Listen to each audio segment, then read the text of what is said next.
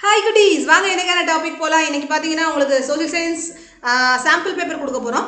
Sample பேப்பரை பொறுத்தவரை எதுக்காக சாம்பிள் பேப்பர் அப்படின்னு பாத்தீங்கன்னா உங்களோட ஆனுவல் எக்ஸாமுக்கான பேட்டர்ன் இது எனக்கு ப்ரீ போர்டில் ஹெல்ப் பண்ணுமா அப்படின்னு கேட்டிங்கன்னா கண்டிப்பாக கிடையாது. ப்ரீ போர்டு வந்து எப்பயும் போல் நீங்கள் ஹாஃப் அலி எழுதுனீங்க தெரியுமா, அதே மாதிரி தான் ப்ரீ போர்டு வரும். அதனால நான் உங்களுக்கு நான் ப்ராமிஸ் பண்ண மாட்டேன் சாம்பிள் பேப்பர் மாதிரி ப்ரீ போர்டு வரும்னு சொல்லி.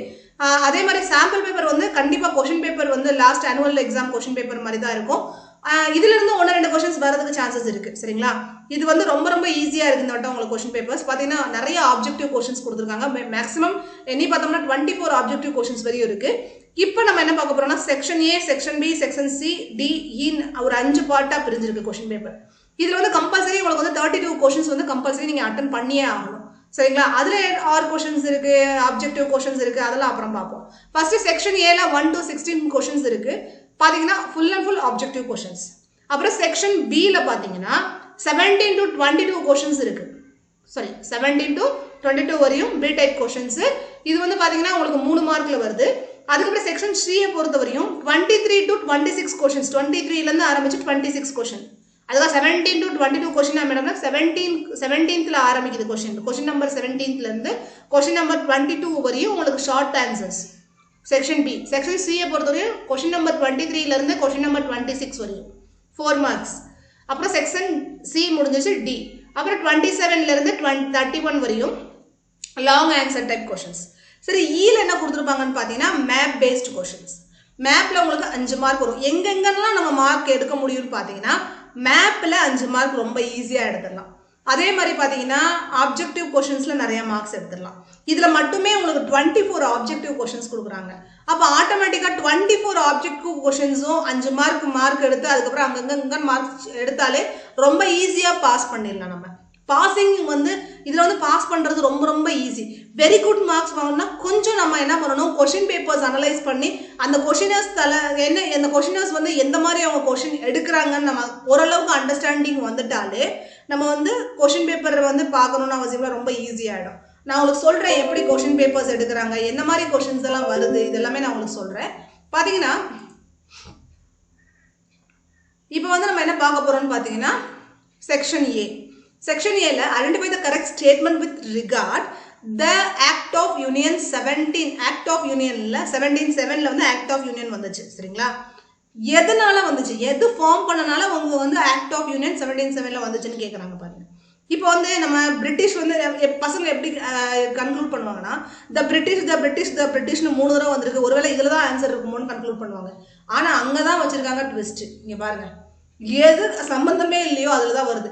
அப்போ ஆட்டோமேட்டிக்கா நம்ம ஒரு கொஸ்டினை புரிஞ்சுக்காம படிக்கவே முடியாது இல்லைங்களா. The formation of United Kingdom of Great Britain, Great பிரிட்டனோட ஃபார்மேஷன் இருக்கு பாத்தீங்களா, அதைத்தான் நம்ம என்ன சொல்றோம்னா த ஆக்ட் ஆஃப் யூனியன் சொல்றோம். யூனியன் அர்த்தம் ஒன்று சேர்றது. அப்போ பிரிட்டனோட யுனைடெட் கிங்டம் ஒன்று சேருது இல்லையா. சரிங்களா, the United Kingdom of Great Britain, United Kingdom of Great பிரிட்டன்ல த ஆக்ட் ஆஃப் யூனியன் சொல்றோம். அதே மாதிரி which of the following treaty recognised, ட்ரீட்டினா உங்களுக்கு தெரிஞ்சுக்கணும், ட்ரீட்டினா ஒரு எப்படி சொல்றது, கான்ஸ்டிடியூஷன். இப்போ உங்க அப்பா ஒரு இடம் வாங்குறாருன்னு வச்சுக்கோங்களேன், அந்த இடம் வாங்கினதுக்கு என்ன ப்ரூஃப், அப்போ என்ன பண்ணுவோம், ஒரு பத்திரம் பதிவு இருக்கு பாத்தீங்களா, அந்த மாதிரி ஒரு பத்திர பதிவை நம்ம ட்ரீட்டின்னு நம்ம சொல்லுவோம். எழுதுவாங்க, எழுதி எல்லாரும் சைன் போட்டு வச்சிருக்கிற அந்த பத்திரத்தோட பதிவை நம்ம ட்ரீட்டின்னு சொல்லுவாங்க. அந்த ட்ரீட்டி ஆஃப் கான்ஸ்டன்டினோபிள்னு சொல்லுவாங்க. இது என்னன்னு பாத்தீங்கன்னா கிரீஸோட இண்டிபெண்டன்ஸ், கிரீஸுக்கு கொடுத்த இண்டிபெண்டன்ஸ் தான் நம்ம என்ன சொல்றாங்க ட்ரீட்டி ஆஃப் கான்ஸ்டன்டினோபிள்னு சொல்றாங்க. சரி, அடுத்தது என்னன்னு பாத்தீங்கன்னா which of the following reason of calling, இப்போ நான் கோஆபரேஷன் மூவ்மெண்ட்டுக்கு மகாத்மா காந்தி கூப்பிட்டாரு. எதுக்காக கூப்பிட்டாரு, அந்த சோரி சோரா இன்சிடென்ட்டுக்காக தான் கூப்பிட்டாரு. சோரி சோரா இன்சிடென்ட்னா என்ன, இந்த சோரி சோரா இன்சிடென்ட் எப்படி நடந்துச்சுன்னு பார்த்தீங்கன்னா அப்பெல்லாம் பார்த்தீங்கன்னா மீட் விலை ரொம்ப ஏறி போச்சு. சரிங்களா, அப்போ அவங்க அதுக்காக ப்ரொட்டஸ்ட் பண்றாங்க மக்கள். அவங்களோட லீடர்ஸ் எல்லாம் கொண்டு போய் அரெஸ்ட் பண்ணிட்டாங்க. அரெஸ்ட் பண்ண உடனே அவங்க மக்கள் கோவம் வந்துருச்சு, எப்படி நீங்க அரெஸ்ட் பண்ணலாம் அப்படின்னு சொல்லி. அப்போ அங்க நடந்த கிளஷ், அதுதான் காரணம். நான் கோஆபரேஷன் மூவ்மெண்ட்டுக்கு இதுதான் காரணம். மகாத்மா காந்தி கூப்பிட்டதுக்கு காரணம் சோரி சோரா இன்சிடென்ட். இதை பத்தி டீடைல் வீடியோ வேணா நம்ம வெப்சைட்ல இருக்கு, நம்ம நேஷனலிசம் இன் இந்தியா எடுத்திருக்கோம், அதுல போய் பாருங்க, இன்னும் கொஞ்சம் பெட்டரா இருக்கும் உங்களுக்கு. சரி, business process of outsourcing, business process of outsourcing. சரி, நம்மளுக்கு பணம் வருது சரிங்களா, வருமானம். சரிங்களா, வருமானத்துக்கு ஒரு பெரிய எக்ஸாம்பிள் எந்த இண்டஸ்ட்ரி இந்தியாவில் வந்து பெரிய எக்ஸாம்பிள்னு பார்த்தீங்கன்னா இன்ஃபர்மேஷன் டெக்னாலஜி. சரிங்களா? அதே மாதிரி கிரீன் ரெவல்யூஷன் ஹேஸ் ஹெல்ப்டு. சரி, கிரீன் ரெவல்யூஷன் பார்த்தீங்கன்னா நம்மளோட அக்ரிகல்ச்சர் வந்து அதிகமாக ஆக ஆரம்பிச்சது எப்பன்னு பார்த்தீங்கன்னா இந்த ஃபெர்டிலைசர் இண்டஸ்ட்ரீஸ் வந்ததுக்கு அப்புறம், இந்தியாவில் வந்து நிறைய வந்ததுக்கு அப்புறம் நம்மளுக்கு வந்து கிரீன் ரெவல்யூஷன் ஆரம்பிச்சது. அதாவது அக்ரிகல்ச்சர் வந்து இன்க்ரீஸ் ஆக ஆரம்பிச்சது. அதுக்கப்புறம் சூஸ் த கரெக்ட்லி மேட்ச்டு பேர். நம்ம வந்து என்ன பண்ணணும், பேரை வந்து மேட்ச் பண்ணணும். எப்படி இருக்குன்னு பார்த்தீங்கன்னா 5th கொஸ்டின் பாருங்க, அப்படி மாற்றி மாற்றி கொடுத்துருப்பாங்க. நம்ம கரெக்டாக வந்து பேரை வந்து மேட்ச் பண்ணணும். சரிங்களா? பார்த்தீங்கன்னா தஹியா மத்திய பிரதேஷ், குமாரி ஜார்க்கண்ட், கிஹில் பார்த்தீங்கன்னா ஆந்திர பிரதேஷ், கோமன் கர்நாடகா. பார்த்தீங்கன்னா ப்ரீமிட்டிவ் கல்டிவேஷன் இங்கே எழுதியிருக்காங்க. பார்த்தீங்களா? இந்தியாவோட ப்ரீமிட்டிவ் கல்டிவேஷன் அப்படின்னா பழைய முறைகள், இந்தியாவோட பழைய முறைகள், கல்டிவேஷனில் இருக்கிற பழைய, இதெல்லாம் அக்ரிகல்ச்சர் லெசனில் வந்திருக்கு. பழைய முறைகள் என்னென்னு கேட்டிருக்காங்க. பார்த்தீங்கன்னா தஹியான்றது மத்திய பிரதேஷில் கூப்பிட்டுருக்காங்க, பழைய கல்டிவேஷன் முறை அது. அதே மாதிரி குமாரிங்கிறது ஜார்க்கண்டில் இருக்கிற பழைய கல்டிவேஷன் முறை, கிஹில்ங்கிறது ஆந்திர பிரதேஷில் இருக்கிற பழைய கல்டிவேஷன் முறை, அதே மாதிரி கோமன்ங்கிறது வந்து பார்த்தீங்கன்னா கர்நாடகாவில் இருக்கிற பழைய கல்டிவேஷன் முறை. சரிங்களா? அப்புறம் ஃபில் இன் தி பிளாங்க்ஸ் பார்ப்போம். சரிங்களா?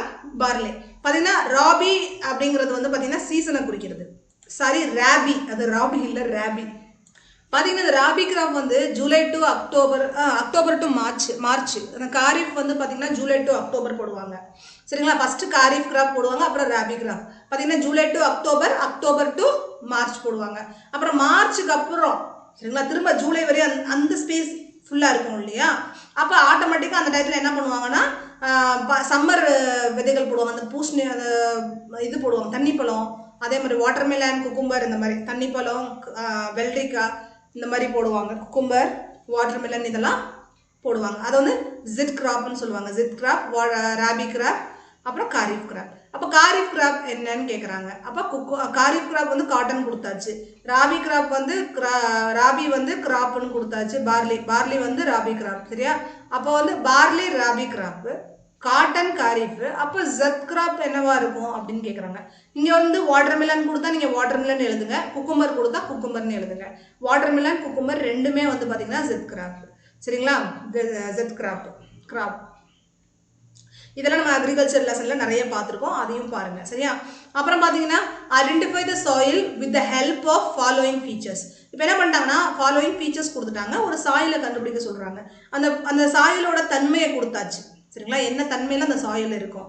அப்போ நீங்கள் என்ன பண்ணணும், அந்த சாயில் பற்றி நீங்கள் படிச்சிருக்கணும். அப்போ ஆட்டோமேட்டிக்காக உங்களுக்கு ஒரு நாலேஜ் இருந்தாலே போதும், இந்த மண் எப்படி இருக்கும் அப்படின்னு தெரிஞ்சுக்கிட்டாலே போதும். இதை ரீட் பண்ணோடனே உங்களுக்கு கிடைச்சிடும். சரிங்களா? பாருங்கள், ரெட்டு இல்லை ரெட் டு ப்ரௌன் கலரில் இருக்கும் அந்த சாயில். அதே மாதிரி மணல் மாதிரி இருக்கும், சாண்டி ஸ்ட்ரக்சர் அப்படின்னு சொல்லியிருக்காங்க.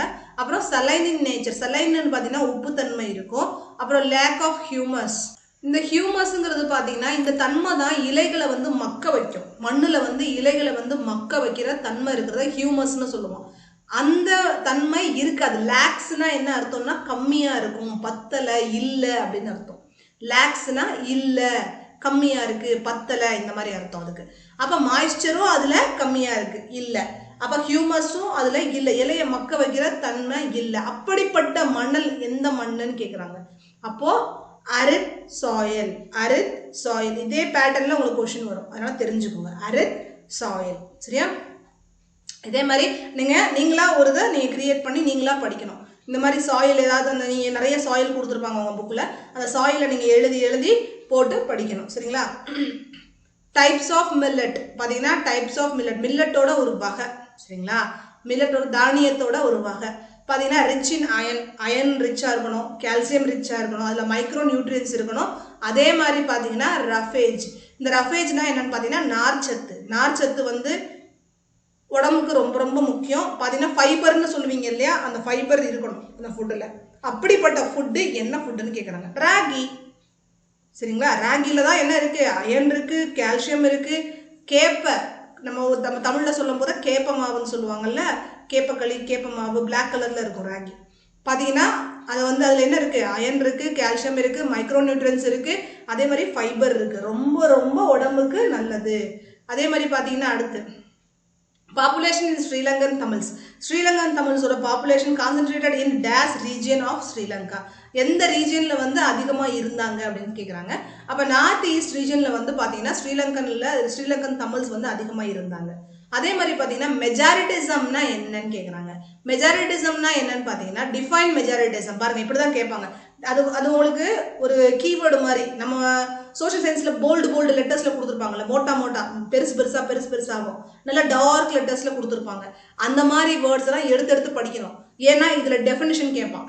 இப்படின்னா என்ன, இப்படின்னா என்ன பாருங்க. எத்தனைசிட்டினா என்ன, எத்தனைசிட்டினா இனங்கள்னு அர்த்தம். இன மக்கள், இந்த இன மக்கள் அந்த இன மக்கள் நம்ம பேசுறோம் பார்த்தீங்களா, நம்மள கேஸ்ட் இருக்கு பார்த்தீங்களா, இந்த ஜாதி மக்கள் அந்த ஜாதி மக்கள், அது மாதிரி இனம்னு சொல்லுவாங்க. மக்களை குரூப்பை பிரிச்சாங்கன்னா அந்த குரூப்புக்கு இனம்னு ஒரு பேர் கொடுப்பாங்க. அதுதான் எத்தனைசிட்டி. மெஜாரிட்டிசம்னா என்னது? மெஜாரிட்டிசம்னா இப்போ வந்து எந்த இடத்துல வந்து பீப்புள் வந்து இப்போ இருக்காங்கன்னு வச்சுக்கோங்களேன். இப்போ ரிச் பீப்புள் இருக்காங்க, புவர் பீப்புள் இருக்காங்க, சரியா? அப்போ புவர் பீப்புள் ஒரு இடத்துல வந்து ரிச் பீப்புள் நிறைய பேர் இருக்காங்க, புவர் பீப்புள் கம்மியாக இருக்காங்கன்னா ரிச் பீப்புள் என்ன பண்ணுவாங்க, புவர் பீப்புளை வந்து டாமினேட் பண்ண நினைப்பாங்க, சரியா? அப்போ இவங்க வந்து ரூல் பண்ண நினைப்பாங்க. ஆனால் நம்ம சொல்கிறத வந்து இவங்க கேட்கணும். அந்த சொசைட்டியில் எல்லாமே அவங்க சொல்கிறதா இருக்கும், அவங்க பண்ணுறதா இருக்கும், அவங்க தான் எல்லாத்தையும் எடுத்து பண்ணிக்கிட்டு இருப்பாங்க. அந்த மாதிரி ஒரு விஷயத்தை நம்ம மெஜாரிட்டிசம்னு சொல்லுவோம். அப்போ கீழே அந்த மைனாரிட்டிக்கு வந்து எந்த ஒரு சலுகையுமே கிடைக்காது. அதுதான் மெஜாரிட்டிசம்னு சொல்கிறாங்க. இப்போ ஸ்ரீலங்காவில் நடந்துச்சு இல்லையா, ஸ்ரீலங்கனில் தமிழ் பீப்புள்ஸ் ரொம்ப கம்மியாக இருந்தாங்க, சிங்களா பேசுகிறவங்க ஜாஸ்தி இருந்தாங்க. அப்போ சிங்களன் பீப்புள் என்ன பண்ணாங்க, அவங்களுக்கு தேவையான எல்லாத்தையும் அவங்க பண்ணிக்கிட்டாங்க. தமிழ் பீப்புளுக்கு என்னென்ன தேவையோ அது எதுவுமே பண்ணலை. அப்போ சிங்களாவில் படித்தவங்களுக்கு தான் வேலை கிடைக்கும், தமிழில் படித்தா வேலை கிடைக்காது.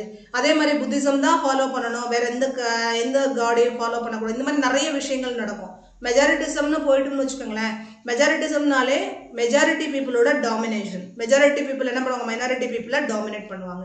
அப்போ a believe that the majority கம்யூனிட்டினா மெஜாரிட்டி இருக்கிற பீப்புள் நிறைய பேர் இருக்கிறாங்கல்ல, அவங்க should be able to rule the country. அந்த கண்ட்ரியை வந்து அவங்க ரூல் பண்ண முடியுன்றதை நம்புவாங்க அவங்க. whichever the way it want, எப்படி வேணாலும் நம்ம ரூல் பண்ணலாம், நம்மளை வந்து கேட்க எவனுமே கிடையாது, சரியா?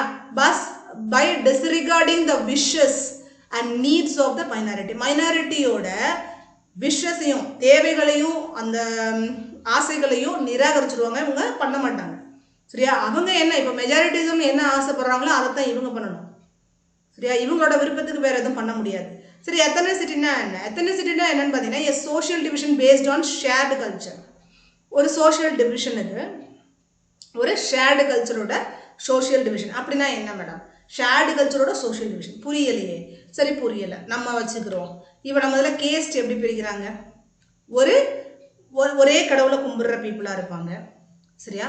அந்த பீப்புள் வந்து எல்லாரும் ஒன்று சேர்ந்துருப்பாங்க, அவங்களுக்குள்ளேயே மேரேஜ் பண்ணிக்கிடுவாங்க, அவங்களுக்குள்ளே பார்த்தீங்கன்னா ஸ்டடீஸு எல்லாமே அவங்களோட பிஹேவியர்ஸ் எல்லாமே ஒரே மாதிரி இருக்கும். அவங்க கும்பிட்ற சாமியிலேருந்து அவங்களோட ஃபங்க்ஷன்ஸ் கிரியேட் பண்ணுறதுலேருந்து அவங்க பூஜை பண்ணுறதுலேருந்து எல்லாமே ஒரே மாதிரி பண்ணிகிட்டு இருப்பாங்க. அதை தான் சொல்லுவாங்க சோஷியல் டிவிஷன்னா. இந்த மாதிரி பிரிஞ்சிருக்கிற மக்களை சோஷியல் டிவிஷன்னு சொல்லுவாங்க. அவங்க என்ன பண்ணுவாங்க, அவங்களோட கல்ச்சரில் அவங்க பிரிஞ்சிருப்பாங்க. இந்த மாதிரி நிறைய பீப்புள்ஸ் இருப்பாங்களா?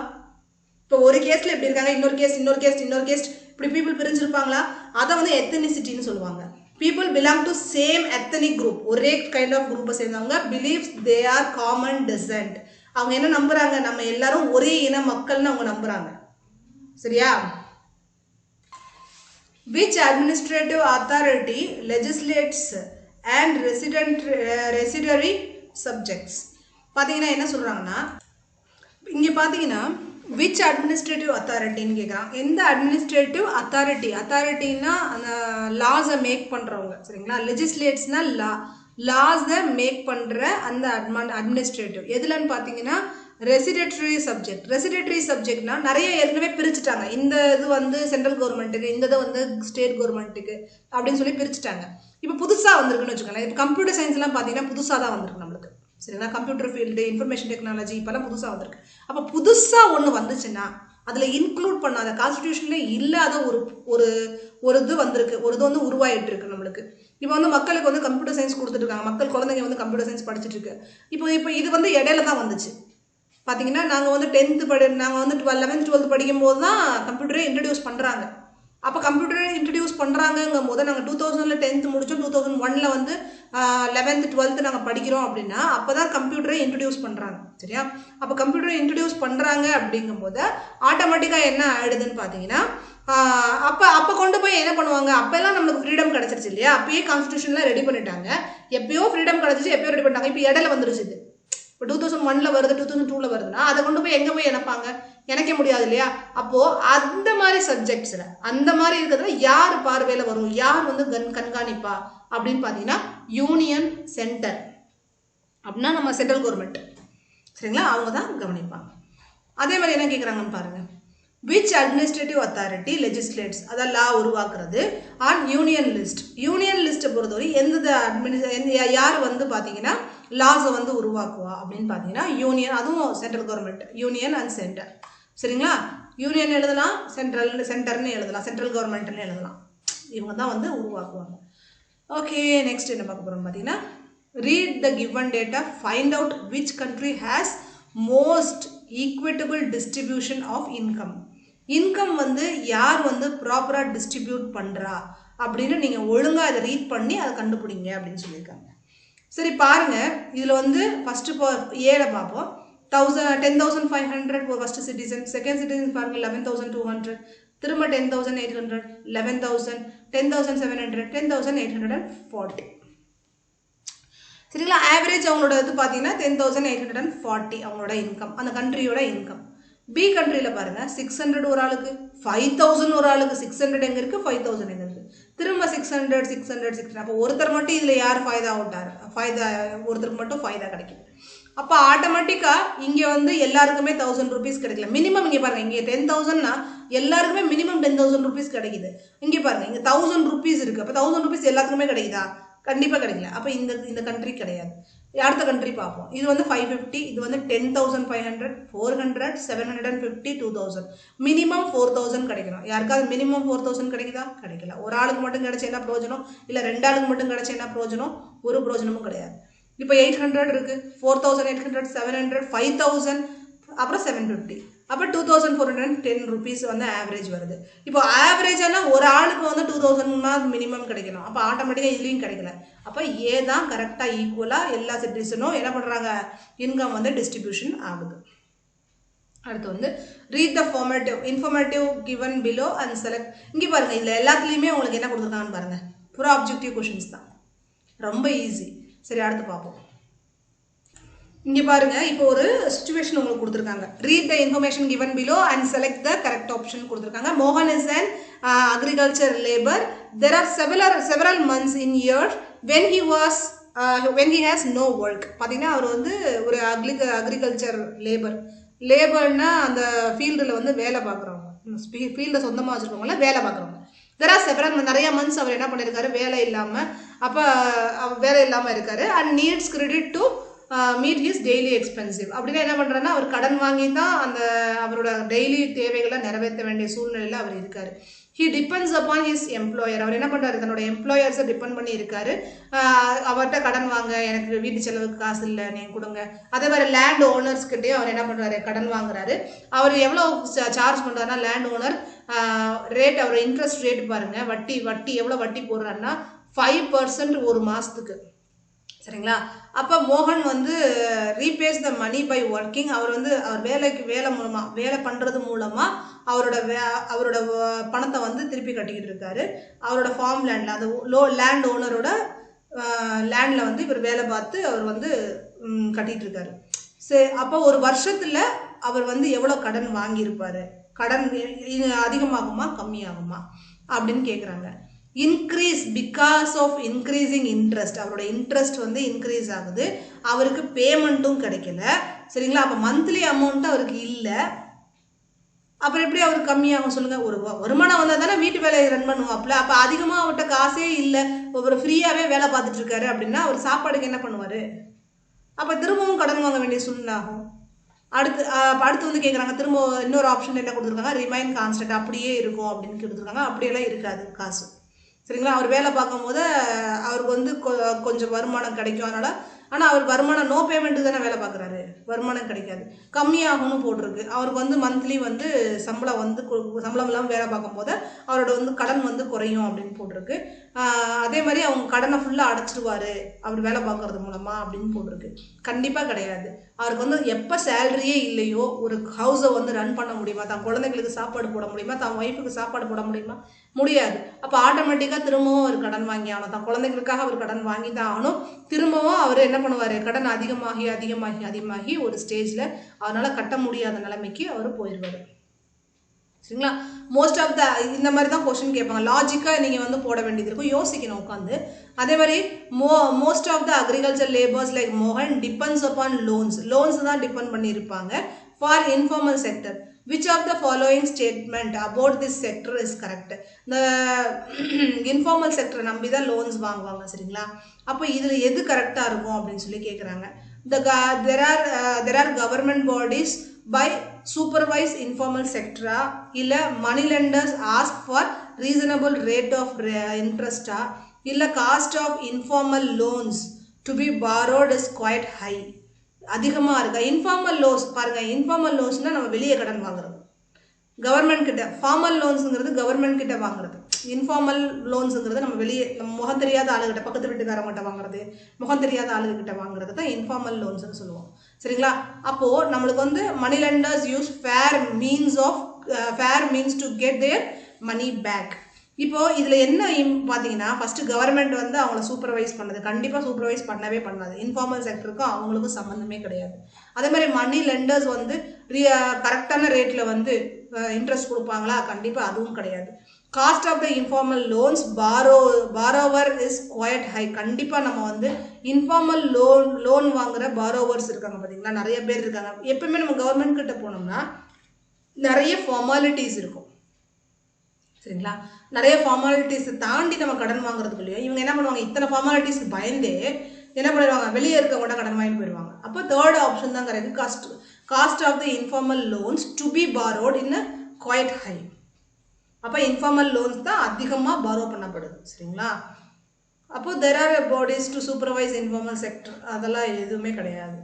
அடுத்து, which one of the following option describe collateral. கொலாட்ரல்ங்கிறது பார்த்தீங்கன்னா, நீங்கள் வந்து கடன் வாங்குறீங்கன்னா அதுக்கு ஏதாவது நீங்கள் வந்து ப்ரூஃப் காமிக்கணும், அதுதான் கொலாட்ரல்னு சொல்லுவாங்க. அப்போ பார்த்தீங்கன்னா double go inside of vans இல்லை, அதே மாதிரி செர்டைன் ப்ராடக்ட்ஸ் ஃபார் பார்ட்டர், ஏதாவது ஒரு ப்ராடக்ட் வாங்கி விற்கிறது அந்த மாதிரி இல்லை. ட்ரேட் இன் பார்ட்டர் அதுவும் கிடையாது. அசஸ்மெண்ட் டு கேரண்டி, இந்த இருக்கிற கேரண்டி ஃபார் லோன் கொடுக்குறதுக்கு ஏதாவது ஒரு கேரண்டி வேணும். அசஸ்ட்னா சொத்து. சரிங்களா? ஸோ அப்போ நம்ம ஏதாவது சொத்தை காமிக்கணும் கடன் வாங்குறதுக்கு, அப்போ தான் கடன் கொடுப்பாங்க. சரிங்க? Read the given statement in context of globalisation and choose the correct option. குளோபலைசேஷனில் சம்மந்தப்பட்ட ஒரு விஷயம் அப்படின்னு கேட்டிருக்காங்க. பார்த்தீங்கன்னா, it is only way for economic development of the கண்ட்ரியா இல்லை interlink only production based activities in dispersed location in the world. It is always given only positive result in all countries. Leads to spread of technology, culture and disease from region to another. இதுதான் globalisation. First உங்களுக்கு globalisation lesson எடுக்கும்போது இந்த வார்த்தை what is globalisation இது நான் உங்களுக்கு சொல்லி கொடுத்துருக்கேன். இம்பார்ட்டன்ட் போர்ஷன்ஸும் நான் உங்களுக்கு சொன்னேன். அதில் இது ரொம்ப ரொம்ப ரொம்ப ரொம்ப இம்பார்ட்டன்ட். குளோபலைசேஷன்னா என்ன? Okay, அடுத்தது பார்ப்போம். In the questions given below, there are two statements marked as assertions and reason. Read the statement and choose the correct option. Okay, assertions, reasons கொடுத்தாச்சு. Different people have different development goals. நிறைய பீப்புளுக்கு நிறைய development goals இருக்கும் அப்படின்னு சொல்லி கேட்குறாங்க. அது வேற எல்லா பீப்புளுக்கும் ஒரே மாதிரி இருக்காது இல்லையா? ஒவ்வொரு பீப்புளுக்கும் ஒவ்வொரு மாதிரியான டெவலப்மெண்ட் கோல்ஸ் இருக்கும். People want freedom, equality, security, respect. இதனால தான் அவங்களுக்கு இந்த மாதிரி கோல்ஸ் இருக்குது அப்படின்னு சொல்கிறாங்க. இதில் என்ன கேட்குறாங்கன்னு பார்த்தீங்கன்னா, both A R true and R is correct explanation of A. பார்த்தீங்கன்னா ஆர் வந்து இதுக்காகத்தான் அவங்க என்ன பண்ணுறாங்க, ஒவ்வொருத்தருக்கும் ஒவ்வொரு டிஃப்ரெண்ட் கோல்ஸ் இருக்குது அப்படிங்கிறாங்க. both A are true and R is not correct explanation for. இந்த ரீசன் வந்து கரெக்டான ரீசன் கிடையாது அந்த ஸ்டேட்மெண்ட்டுக்கு அப்படின்னு சொல்கிறாங்க. A is true but R is falseன்னு சொல்கிறாங்க. A is false, R is trueன்னு சொல்கிறாங்க. இது எதுவுமே கிடையாது. ஃபஸ்ட்டு ஸ்டான்ஸாக தான் கரெக்ட். அவங்க பீப்புளுக்கு வந்து ஏன் டிஃப்ரெண்ட் பீப்புள் வந்து டிஃப்ரெண்ட் கோல்ஸ் வச்சுருக்காங்கன்னா, பீப்புள் எப்பயுமே ஃப்ரீடம், ஈக்குவாலிட்டி, செக்யூரிட்டி, ரெஸ்பெக்ட் தேவைப்படுது, அதனால் அப்படி வச்சுருக்காங்க. சரி, அடுத்தது பார்த்தீங்கன்னா கண்டிப்பாக ரொம்ப ரொம்ப இம்பார்ட்டன்ட்ங்க நான் கோஆப்ரேஷன் மூமெண்ட். தயவு செஞ்சு நான் கோஆப்ரேஷன் மூமெண்ட் படிச்சுக்கோங்க. சரிங்களா? நான் கோஆப்ரேஷன் மூமெண்ட், அதுக்கப்புறம் நான் கோஆப்ரேஷன் மூமெண்ட் ரொம்ப ரொம்ப முக்கியம். அடுத்து இன்னொன்று இருக்குது, நான் மறந்துட்டேன். சரி, நான் அடுத்தது சொல்கிறேன். அப்புறம் பார்த்தீங்கன்னா அகேன்ஸ்ட் ரொலாக்ட் ஆக்ட். எதுக்கு இது, எப்படி, ஒய் டிட் மகாத்மா காந்தி எதுக்காக நான் கோஆப்ரேஷன் மூமெண்ட்டை ஆரம்பித்தார்? ரொலாக்ட் ஆக்ட்னா உங்களுக்கு ஏற்கனவே சொல்லியிருக்கோம், எந்த ரீசனும் இல்லாமல் லீடர்ஸ் வந்து அரெஸ்ட் பண்ணுறது, அந்த மாதிரி விஷயம். அப்புறம் ஜாலியன் வாலாபாக் இன்சிடென்ட், அப்புறம் கலிஃபட் ஆண்டலன், இந்த மாதிரி விஷயங்கள். நம்ம இந்தியாவை பற்றி கொஞ்சம் நிறைய படிச்சு வச்சுக்கோங்க. இந்தியாவை பற்றின விஷயங்கள் தான் நிறைய கேட்பாங்க. அப்புறம் பார்த்தீங்கன்னா இதில் முக்கியமான லெசன் எதுன்னு பார்த்தீங்கன்னா நேஷனலிசம் இன் இந்தியா. கண்டிப்பாக அதை பற்றி உங்களுக்கு தெரிஞ்சே ஆகணும். அதில் தான் மேக்ஸிமம் கொஷின்ஸ் வரும். அடுத்து வந்து பார்த்தீங்கன்னா குளோபலைசேஷன். குளோபலைசேஷன் இந்த வருஷம் இருக்கா தெரியல, மறந்துட்டேன். ஓகே, அடுத்து பார்த்துக்கலாம். Okay, explain the measures and practices. Explain the measures and practices introduced by French Revolution. கண்டிப்பாக French Revolution கேட்பாங்க பாருங்க. to create a sense of collective identity amongst the French people. கண்டிப்பாக உங்களுக்கு வந்து French Revolution கேட்பாங்க. அப்படி கேட்கும் போது நீங்கள் எழுத வேண்டியது, கண்டிப்பாக உங்களுக்கு நான் லா சொல்லி கொடுத்துருந்தேன், அந்த பாயிண்ட்ஸ் எடுத்து எழுதினாலே போதும். உங்களுக்கு பாயிண்டாக French Revolution பற்றி உங்களுக்கு நான் சொல்லி கொடுத்துருந்தேன். சரிங்களா? அப்போ ஃப்ரெஞ்ச் ரெவல்யூஷனில் என்னென்ன மாற்றம் வந்துச்சு, அவங்க பீப்புள் வந்து என்னென்ன பண்ணாங்க அப்படின்னு சொல்லி நான் உங்களுக்கு சொல்லி கொடுத்துருந்தேன். நியூ ஃப்ளாக்ஸு, ட்ரைகலர் ஃப்ளாக்ஸ் எடுத்துகிட்டு வந்தாங்க. அப்புறம் வந்து அவங்களுக்குன்னு ஒரு நேஷ்னல் ஆந்தம் ஒன்று ரெடி பண்ணாங்க. இது எல்லாமே நீங்கள் வந்து எழுத வேண்டியது இருக்கும். அதில் ஈஸியான பாயிண்ட்ஸாக நான் சொல்லி கொடுத்துருந்தேன். ஒரு 5 பாயிண்ட்ஸ் எழுதினீங்கன்னா அதுவே போதும்.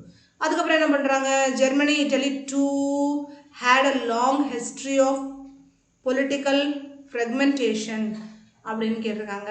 German Italy too had long history of political fragmentation. சரி, வாங்க பார்ப்போம் என்னென்ன கேட்குறாங்கன்னு பார்த்தீங்கன்னா, ஒரு லாங் ஹிஸ்ட்ரி வந்து பொலிட்டிக்கல் ஃபெர்மெண்டேஷன்ன்றது வந்து பார்த்தீங்கன்னா உடையிறதுன்னு அர்த்தம். இந்த அரசு உடையிறதுக்கு என்ன காரணம்? Italy has scattered over several dynasty cities. இதுதான் உடையிறதுக்கான ரீசன். அதுக்கப்புறம் பார்த்தீங்கன்னா சர்தினியா பெடுமெண்ட் வந்து ரூல் பண்ணிட்டு இருந்தார் இட்டலியை. பிரின்ஸ்லி ஹவுஸை ரூல் பண்ணிட்டு இருந்தார்.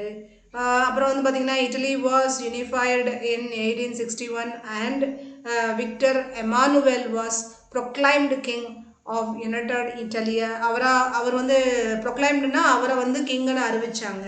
சரிங்களா? இட்டலியோட கிங்காக அறிவிச்சாங்க. அதுக்கப்புறம் குசிபி Mazini had sought to put together a program for a unitary Italian republic. அவர் வந்து ஒரு, உங்களுக்கே தெரியும், அவர் வந்து பார்த்தீங்கன்னா ஒரு புரட்சியாளர்.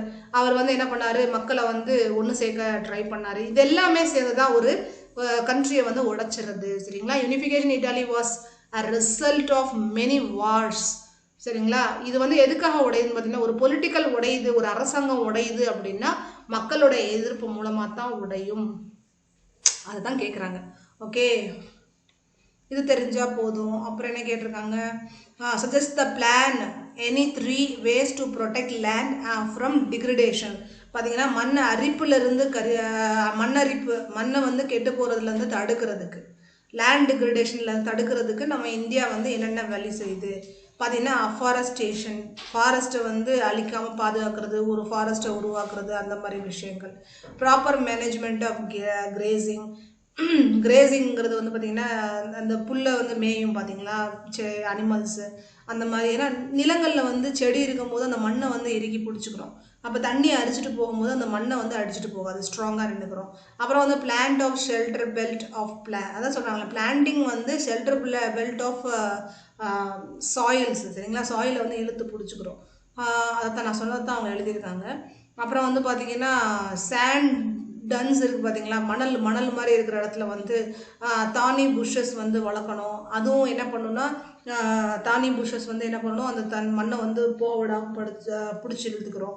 அப்புறம் வந்து மைனிங் வந்து அதிகமாக நடக்காமல் பார்த்துக்கிறணும். அப்புறம் proper discharge and disposal of இண்டஸ்ட்ரியோட கழிவுகளை வந்து ப்ராப்பராக டிஸ்போஸ் பண்ணணும். இந்த மாதிரி விஷயங்கள் நடந்துச்சுன்னா மண் வந்து கெட்டு போகாமல், மண் அரிக்கப்படாமல் மண் வந்து பாதுகாப்பாக இருக்கும் அப்படின்னு சொல்லுறாங்க. கவர்மெண்ட் வந்து இந்த மாதிரி நடவடிக்கைலாம் எடுக்குது.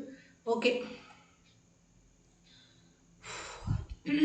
Okay, describe any 3 steps taken by government towards the decentralization in year 1992. பார்த்தீங்கன்னா இந்த கவர்மெண்ட் வந்து எல்லாத்தையும் பொதுவாக்குறது, மக்களை வந்து எல்லாத்தையும் ஒன்றா பார்க்கறதுக்கு என்னென்ன நடவடிக்கையெல்லாம் எடுத்தாங்க அப்படின்னு சொல்லி கேட்குறாங்க. சரிங்களா? பொதுவான நடவடிக்கைகள் பார்த்தீங்கன்னா constitution mandated to hold regular election hold பண்ணுறது, பார்த்தீங்கன்னா லோக்கல் கவர்மெண்ட் பாடிஸ்க்கு. அதே மாதிரி பார்த்தீங்கன்னா டிக்கெட் வந்து ரிசர்வ் பண்ணி வைக்கிறது. டிக்கெட் வந்து ரிசர்வ் பண்ணி வைக்கிறது. ரிசர்வ் எதுக்காக பண்ணி வைக்கிறாங்கன்னு பார்த்தீங்கன்னா executive heads to institution for scheduled tribes, அப்புறம் பேக்வேர்டு கிளாஸஸ்க்கு வந்து ரிசர்வ் பண்ணுறது சீட்டை. அதே மாதிரி பார்த்தீங்கன்னா ரிசர்வேஷன் ஆஃப் லீஸ்ட் 1/3 ஆஃப் விமன்ஸுக்கு வந்து ரிசர்வ் பண்ணி வைக்கிறது. அதுக்கப்புறம் பார்த்தீங்கன்னா creations of an independent institute called state election commission on each state conduct panchayat. அதில் வந்து பார்த்தீங்கன்னா பஞ்சாயத்து, முனிசிபல் எலெக்ஷன்ஸ் இது எல்லாமே கண்டக்ட் பண்ணுறது, ஸ்டேட் எலெக்ஷன்ஸ் கண்டக்ட் பண்ணுறது. பார்த்தீங்கன்னா ஸ்டேட்டுக்குள்ளேயே வந்து பிரிவுகள் வச்சு மக்களுக்கு வந்து எல்லா பெனிஃபிட்டும் கிடைக்கிற மாதிரி. அதே மாதிரி ஸ்டேட் கவர்மெண்ட் வந்து பார்த்தீங்கன்னா பவர் ஷேரிங். சரிங்களா? இது நடக்கும் கண்டிப்பாக. The state governments are required to power share some powers to renew the local கவர்மெண்ட்டுக்கு பவர் ஷேர் பண்ணியே ஆகணும். சரிங்களா? இது ரொம்ப ரொம்ப முக்கியம். இதில் உங்களுக்கு ரொம்ப ரொம்ப ஈஸியான விஷயம் நான் சொல்கிறேன். ஃபெட்ரல் கவர்மெண்ட்டை பற்றி கம்பல்சரி ஒரு கொஷின் வரும்ப்பா. எனி 3 ஃபெட்ரல் ஃபீச்சர்ஸ் வருஷம் அவங்க கேட்குற ஒரு விஷயம், ஒரு கொஷின் 3 மார்க்ஸில் 5 மார்க்ஸில், இதில் 3 மார்க்ஸில் தான் வரும் மேக்ஸிமம், இல்லை 5 மார்க்ஸில் வரும். ஒரு 5 பாயிண்ட் மட்டும் படித்து வச்சுக்கோங்க. ஃபெட்ரல் கவர்மெண்ட்டில் நான் கோஆப்ரேஷன் மூமெண்ட்டில் இதெல்லாம் பார்த்தீங்கன்னா ஒரு 5 பாயிண்ட் படித்து வச்சுக்கோங்க. சரிங்களா? 5 மார்க்ஸில் கேட்டாலும் எழுதணும், 2 மார்க்ஸில் கேட்டாலும் எழுதணும், 3 மார்க்ஸில் கேட்டாலும் எழுதணும். அந்த மாதிரி இது வந்து கண்டிப்பாக நீங்கள் படிச்சே ஆகணும். ஏன்னா இது கண்டிப்பாக ஒவ்வொரு வருஷமும் கேட்டுட்டு இருக்காங்க. பார்த்தீங்கன்னா divisions of power between central and state government. There are 3 list: union list, state list, concurrent list. அப்புறம் வந்து பார்த்தீங்கன்னா ரெசிடென்டரி சப்ஜெக்ட்ஸ், அப்புறம் control of union territories with centre. Okay, அடுத்து நம்ம பார்க்க போகிறது என்னென்னு பார்த்தீங்கன்னா, நீங்களாம் இமேஜின் பண்ணிக்கோங்க. Imagine yourself to be XYZ, the member of women's self help குரூப்பில் இருக்கீங்க நீங்கள். சரிங்களா? Analyse the ways through which your group provides loans to the member. அப்போ நீங்கள் என்ன அனலைஸ் பண்ணணும்னா, என்ன வழியில் உங்கள் குரூப் வந்து மெம்பர்ஸ்க்கு வந்து லோன்ஸ் ப்ரொவைட் பண்ணும் அப்படின்னு சொல்லி கேட்குறாங்க. அப்போ செல்ஃப் ஹெல்ப் குரூப் வந்து எதுக்குன்னு பார்த்தீங்கன்னா, புவர் பீப்புள் இருக்காங்க பார்த்தீங்களா, புவர் பீப்புளை சேவ் பண்ணுறதுக்கு. அதே மாதிரி பார்த்தீங்கன்னா typical SHS has 50 to 20 members usually belong to one neighbourhood. அவங்க என்ன பண்ணுவாங்கன்னா ஒரு நெய்பர்ஹுட்டுக்கு பிலாங்கிங்கில் இருப்பாங்க. One check. பார்த்தீங்கன்னா அவங்க வந்து usually belong to one neighbourhood who meet save regularly. பார்த்தீங்கன்னா இதில் மணியை சேவ் பண்ணுறது, அந்த மணியை வச்சு அவங்க அந்த இப்போ வந்து எப்படின்னா ஒரு குழு மாதிரி வச்சு நடத்துவாங்க. நீங்கள் பார்த்துருப்பீங்க, உங்கள் அம்மாக்கெல்லாம் போட்டிருக்காங்கன்னு எனக்கு தெரியாது. அப்போல்லாம் பார்த்தீங்கன்னா ஒரு வீட்டிலேருந்து ஒரு 10 பேர் சேர்ந்து கொஞ்சம் அமௌண்ட் போட்டு ஒரு குழு மாதிரி வச்சுருப்பாங்க. அப்போ ஒவ்வொருத்தருக்கும் அவங்க ஹெல்ப் பண்ணுவாங்க. ஏழைப்பாளைகள் இருப்பாங்கல்ல, அவங்களுக்கு வந்து மொத்த அமௌண்ட்லேருந்து அவங்களுக்கு ஹெல்ப் பண்ணுறது. இப்படியே சேர்த்து வச்சு ஒவ்வொருத்தருக்காக ஹெல்ப் பண்ணி போகிறது. ஸ்மால் லோன்ஸ் கொடுத்து அவங்களோட கஷ்டத்தை தீர்த்து வைக்கிறது, கொஞ்சம் குறைஞ்ச வட்டி கொடுக்கறது, 1 வருஷம் 2 வருஷத்தில் அவங்க வந்து என்ன பண்ணுறது, அந்த காசை வந்து திருப்பி கட்டுறது, திரும்ப அதை திருப்பி கட்டினதுக்கப்புறம் திரும்ப இன்னொருத்தருக்கு அந்த காசை வந்து ப்ரொவைட் பண்ணுறது. இந்த மாதிரி விஷயங்கள்லாம் நிறைய நடக்கும். சரிங்களா? ஒவ்வொரு தடவையும் இந்த மாதிரி குழு, இது வந்து என்ன சொல்லுவாங்கன்னா குழு வச்சு நடத்துறது. விமன்ஸ் வந்து நிறைய நடத்துவாங்க இதை. அதில் ஒரு 5 பாயிண்ட் கேட்குறாங்க. இப்போ நீங்கள் அந்த குரூப்பில் இருந்தீங்கன்னா அவங்க எப்படி பண்ணுவாங்க அப்படின்னு கேட்குறாங்க. ஒரு 15லேருந்து ஒரு 20 பேர் இருப்பாங்க. அதுக்கப்புறம் அவங்க என்ன பண்ணுவாங்க, 25 ரூபாலேருந்து 100 ரூபா வரையும் சேர்த்து வைப்பாங்க. அதுக்கப்புறம் என்ன பண்ணுவாங்க, ஒரு குட்டி லோன், அவங்கள்ட்ட வந்து கொஞ்சம் பணம் கிடைக்கும் இல்லையா, அதை வச்சு அவங்களுக்கு வந்து கடன் கொடுப்பாங்க. அந்த கடனுக்கு வந்து ஒரு குட்டி இன்ட்ரெஸ்ட் கொடுப்பாங்க, கம்மியான விலையில இன்ட்ரெஸ்ட்டு. அந்த இன்ட்ரெஸ்ட்டோட அவங்க என்ன பண்ணுவாங்க, திரும்பி அவங்க கட்டுவாங்க. 1 வருஷம் 2 வருஷத்துக்குள்ளே அவங்க திரும்ப கட்டி அவங்களும் பணம் கட்டிக்கிட்டே இருப்பாங்க. இந்த மாதிரி விஷயங்கள்லாம் நடக்கும். அப்புறம் பார்த்தீங்கன்னா இதில் பார்த்தீங்கன்னா issues of sustainability importance for development, examine the statement. சரிங்களா? அவங்க ஸ்டேட்மெண்ட் கொடுத்துருக்காங்க, அதை நம்ம எக்ஸாமின் பண்ணணும். Sustainability development aims at fulfill the needs of today without compromising the needs of future generation. அதாவது என்ன சொல்கிறாங்கன்னா சஸ்டைனபிள் இம்பார்ட்டன்ட் ஆஃப் டெவலப்மெண்ட். சஸ்டைனபிள்னா இப்போ அழிஞ்சுக்கிட்டு வர்ற பொருளை நம்ம வந்து என்ன பண்ணணும், சேவ் பண்ணணும். இப்போ பெட்ரோல் இருக்குன்னு வச்சுக்கோங்களேன், பெட்ரோல் வந்து கொஞ்சம் கொஞ்சமாக அது வந்து என்ன ஆகிட்டு வருது, அழிஞ்சிட்டு வருது. இப்போ அந்த பெட்ரோல் நம்ம என்ன பண்ணணும்னா ப்ரிசர்வ் பண்ணணும். தண்ணியே பாருங்கள், தண்ணி வந்து இனிமேல் ஜென்ரேஷன் வந்து நம்மள மாதிரி கூட தண்ணி இப்போ நம்ம தண்ணி குடிச்சிட்டு இருந்த தண்ணியை விலைக்கு வாங்கி குடிச்சிட்டு இருக்கோம். நாளைக்கு நம்ம ஜென்ரேஷன் வந்து அந்த தண்ணி கிடைக்குமான்றது டவுட். அப்போ நம்ம என்ன பண்ணணும், அந்த ஜென்ரேஷனுக்காக தண்ணியை வந்து ப்ரிசர்வ் பண்ணணும். Important for development. கண்டிப்பாக நம்ம ப்ரிசர்வ் பண்ணுறது ரொம்ப ரொம்ப இம்பார்ட்டன்ட். அப்புறம் வந்து sustainability is the capability to use the resources judiciously and maintain the ecological balance. அப்போ வந்து அதை நம்ம ப்ராப்பராக இப்படி நம்ம ப்ரிசர்வ் பண்ணி யூஸ் பண்ணோம்னா இனி வர்ற ஜென்ரேஷனுக்கு அதுக்கான கஷ்டம் வந்து வராது. அதுக்கப்புறம் it lays emphasis on environment protection. அது என்ன பண்ண முடியும், என்விரான்மெண்ட் ப்ரொடெக்ட் பண்ணுறது, அது வாட்டர் அழிஞ்சு போகாமல் காப்பாற்றுற ஒரு விஷயமா இது இருக்கும். என்விரான்மெண்ட் அழிகிறதுலேருந்து நம்ம என்ன பண்ணுறோம், அதை வந்து காப்பாற்றுறோம். அதுதான் வந்து இந்த சென்டென்ஸ்க்கு வந்து அர்த்தமாக அவங்க சொல்கிறாங்க. இப்போ என்ன பண்ணிருக்காங்கன்னா அந்த சோர்ஸ் இப்போ வந்து அவங்க கொடுத்துருக்காங்க, அதை நீங்கள் ரீட் பண்ணணும். ரீட் பண்ணி அவங்க எம்சிக்யூஸ் கொடுத்துருக்காங்க, அந்த எம்சிக்யூஸை வந்து நீங்கள் ஃபில் பண்ணணும். இதுவும் அதே மாதிரி தான், ரீட் பண்ணி அந்த எம்சிக்யூஸை வந்து நீங்கள் ஃபில் பண்ணணும். எவ்வளோ ஈஸியாக இருக்குது பாருங்கள் தம்பிகளா, ரொம்ப ரொம்ப ஈஸி. நீங்கள் வந்து பார்த்தீங்கன்னா இதெல்லாம் நீங்கள் ஈஸியாக செஞ்சுருவீங்க. ரீட் பண்ணி அதை எம்சிக்யூஸை வந்து ஃபில் பண்ணுங்கள், சரியா? ரீட் பண்ணி ஃபில் பண்ணிங்கன்னா உங்களுக்கு ரொம்ப ரொம்ப ஈஸி. அப்புறம் டி வந்து உங்களுக்கு வந்து கொஷின்ஸ் கொடுத்துருக்காங்க, பெரிய கொஷின்ஸ் 5 மார்க் கொஷின்ஸ் கொடுத்துருக்காங்க. பார்த்தீங்கன்னா communities, regions or language group development sense of collective belongs to 19th century in India. How did people belonging the different communities? பார்த்தீங்கன்னா people வந்து different communities, different regions, different language group பார்த்தீங்கன்னா சேர்ந்துருக்காங்க, சரியா? group develops a sense to collective belonging the 19th century of government. 19th centuryல வந்து இந்த மாதிரி people வந்து பிரிஞ்சிருந்தாங்க இல்லைங்களா? அப்போது அது அங்கே வந்து இது எப்படி வந்து ஒன்று சேர்த்தாங்க, எப்படி வந்து ஒன்றா கொண்டு வந்தாங்க அப்படின்னு சொல்கிறாங்க. இப்போ எல்லாத்தையும் ஒன்று சேர்க்கறதுக்கு என்ன பண்ணுறாங்கன்னா பாரத் மாதா அப்படின்னு சொல்லி ஒரு ஐடென்டிட்டியை அவங்க கொண்டு வந்தாங்க. எல்லாரும் ஒன்று அப்படின்னு சொல்கிற மாதிரி. அதே மாதிரி பார்த்தீங்கன்னா பங்கின் சந்திராங்கிறவர் வந்து பார்த்தீங்கன்னா வந்தே மாதரம்னு ஒரு பாட்டு எழுதினார் நம்ம மதர்லேண்டை பற்றி. அதே பார்த்தீங்கன்னா இந்த மாதிரி நிறைய விஷயங்கள் வந்து நம்ம மக்களை வந்து டிஃப்ரெண்ட் தாட்ஸில் இருக்கிற டிஃப்ரெண்ட் கம்யூனிட்டியில் இருக்கிற மக்களை வந்து ஒன்று சேர்க்கறதுக்கான சிம்பிள்ஸ் தான் அவங்க கொண்டு வந்தாங்க. ஒரு ஃப்ளாகாக இருக்கட்டும், ட்ரை கலர் ஃப்ளாகாக இருக்கட்டும், சுதேசி மூமெண்ட் பார்த்தீங்கன்னா during Swadeshi movement in Bengal tricolour flag was designed. அப்போ தான் ட்ரை கலர் ஃப்ளாக் வந்து டிசைன் பண்ணப்படுது. The idea of nationalism developed through the movement to revive Indian folklore பார்த்தீங்கன்னா. அப்புறம் வந்து ஸ்வதேசி மூமெண்ட்டு பார்த்தீங்கன்னா Rabindranath Tagore painted Bharat Mata and portrait the ascetic figure. Okay, பார்த்தீங்கன்னா பாரத மாதான்னு சொல்லி அவங்கள வந்து கம்போஸ்ட் டிவைன் ஸ்பிரிச்சுவல்னு சொல்லி உருவாக்கினாங்க. இவங்க தான் எல்லாத்தையுமே உருவாக்கி நம்மளை வந்து ஒன்று சேர்த்து வச்சுருக்காங்க. நம்ம எப்பயுமே ஒன்றா இருக்கணும், நம்ம வந்து எந்த ஒரு டிஃப்ரென்ஸ்னாலும் நம்ம பிரிஞ்சிடக்கூடாது அப்படின்ற ஒரு விஷயத்த கொண்டு வந்திருக்காங்க. அது மட்டும் இல்லை, அந்த டயத்தில் வந்து பார்த்திங்கன்னா அதுக்கு அதிகமான எஜுகேஷன் இல்லாதனால நம்மளுக்குள்ள ஒரு பிரிவு வந்துடக்கூடாது அப்படின்றதுனால நம்ம மனசுக்குள்ளே ஒரு நேஷனலிசத்தை விதைச்சு வச்சுருக்காங்க. ஓகே, அடுத்து வந்து ஸ்வராஜ் பற்றி மென்ஷன் பண்ணியிருக்காங்க. Plantation workers previewed by the plantation workers ஸ்வராஜுக்கு என்ன அர்த்தம் சொன்னாங்க அப்படின்னு சொல்லி கேட்குறாங்க. The response of call of non cooperation மூமெண்ட்டில் ஸ்வராஜை வந்து அவங்க எப்படி நினச்சிக்கிட்டாங்க, இதெல்லாம் நான் உங்களுக்கு ஏற்கனவே சொல்லி கொடுத்துருக்கேன். சாரி, நேற்றுலேருந்து எனக்கு தொண்டை கொஞ்சம் பிரச்சனையாக இருக்குது, அதனால் ஃபுல்லாக நான் ரீட் பண்ண முடியல. Okay, describe the role of mass communication in India. என்ன சொல்கிறாங்க, மாஸ் கம்யூனிகேஷன் இன் இந்தியாவில் அதோட ரோல் என்ன, அதோட பங்கு என்னன்னு கேட்குறாங்க. பார்த்தீங்கன்னா மாஸ் கம்யூனிகேஷன் டெலிவிஷன் உங்களுக்கு தெரியும், டெலிவிஷனு அப்புறம் இன்டர்நெட்டு இது எல்லாமே மாஸ் கம்யூனிகேஷன் இல்லையா? ஃபோனு, மொபைல் ஃபோனு இதெல்லாம் என்ன பண்ணுது, நம்மளுக்கு என்டர்டைன்மெண்ட் தருது, அதே மாதிரி நம்மளுக்கு அவேர்னஸ் கொடுக்குது. இதெல்லாம் நீங்களாக எழுதணும். மாஸ் கம்யூனிகேஷன் நம்மளுக்கு என்ன பண்ணுது, நம்மளுக்கு வந்து என்டர்டைன்மெண்ட் தருது, நம்மளுக்கு அவேர்னஸ் கிடைக்குது, மூளைக்கு நம்மளுக்கு கிடைக்கிற எல்லா விஷயத்தையும் நம்மளுக்கு கொண்டு வந்து கொடுக்குது. அதே மாதிரி நியூஸ் பேப்பர் கொண்டு வருது, புக்ஸ் கொண்டு வருது, ஃபிலிம்ஸ் பார்க்குறோம். அதே மாதிரி பார்த்தீங்கன்னா நிறைய விஷயங்கள், எஜுகேஷனல் விஷயங்கள் படிக்கிறதுக்கு ஹெல்ப் பண்ணுது. அதுக்கப்புறம் ஸ்போர்ட்ஸ் பற்றி நிறைய விஷயங்கள் தெரிஞ்சுக்கிறோம். இது எல்லாமே நீங்கள் எழுதலாம். இந்த மீடியாவை பற்றின எல்லா விஷயங்களும் எழுதலாம். ஓகே, ரோட்வேஸ் கண்டிப்பாக பெனிஃபிட்ஸ் ஆஃப் ரோட்வேஸ் உங்களுக்கு ரொம்ப ரொம்ப இம்பார்ட்டன்ட்.